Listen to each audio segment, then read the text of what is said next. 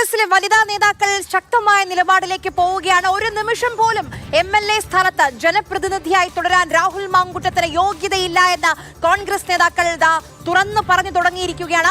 സംസ്ഥാന നേതൃത്വം, KPCC അധ്യക്ഷൻ, പ്രതിപക്ഷ നേതാവ് എല്ലാവരും ഇപ്പോൾ കൂടിയാലോചനകൾ നടത്തിക്കൊണ്ടിരിക്കുകയാണ്.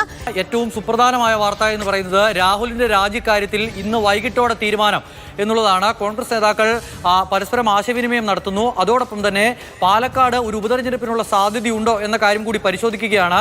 അങ്ങനെ ഒരു ഉപതെരഞ്ഞെടുപ്പ് വന്നാലുണ്ടാകുന്ന പ്രതിസന്ധിയുടെ കാര്യം കൂടി പരിശോധിക്കുന്നു. ഈ പരിശോധനകൾക്കെല്ലാം ശേഷം രാഹുൽ മാങ്കൂട്ടത്തിനോട് രാജിവെക്കണമെന്ന് KPCC ആവശ്യപ്പെടും. അതിനുശേഷമായിരിക്കും ഒരു പ്രഖ്യാപനം ഉണ്ടാകുക. രാഹുൽ തന്നെ കഴിഞ്ഞ ദിവസം യൂത്ത് കോൺഗ്രസിന്റെ സംസ്ഥാന അധ്യക്ഷ സ്ഥാനം രാജിവെക്കുന്നുവെന്ന് വാർത്താസമ്മേളനം നടത്തി പറഞ്ഞതുപോലെ രാഹുലിനെ കൊണ്ട് തന്നെ പ്രഖ്യാപിക്കാനുള്ള ഒരു അവസരം നൽകുമോ അതോ പാർട്ടി തന്നെ ഒരു തീരുമാനമെടുത്ത് അറിയിക്കുമോ എന്നുള്ള കാര്യം മാത്രമാണ് ഇനി അറിയേണ്ടത്. കോൺഗ്രസിന്റെ വനിതാ നേതാക്കൾ ഒന്നടങ്കം ഏതെങ്കിലും ഒരു നേതാവ് പോലും രാഹുലിനെ പിന്തുണയ്ക്കുന്നില്ല എന്നുള്ളതാണ് അവരുമായി ബന്ധപ്പെട്ട് സംസാരിക്കുമ്പോൾ മനസ്സിലാക്കാൻ കഴിയുന്നത്. പരസ്യ പ്രതികരണം നടത്തുന്ന ആളുകളെ നമ്മൾ നേരത്തെ കഴിഞ്ഞ കുറച്ച് സമയത്തിനുള്ളിൽ കണ്ടുപോയി. ഷാനിമോൾ ഉസ്മാൻ അടക്കമുള്ള മുഴുവൻ ആളുകളും അത്തരം പ്രതികരണം നടത്തുന്നു. ബിന്ദു കൃഷ്ണയുമായി സംസാരിച്ചിരുന്നു. ബിന്ദു കൃഷ്ണയ്ക്കും സമാന നിലപാട് തന്നെയാണ്.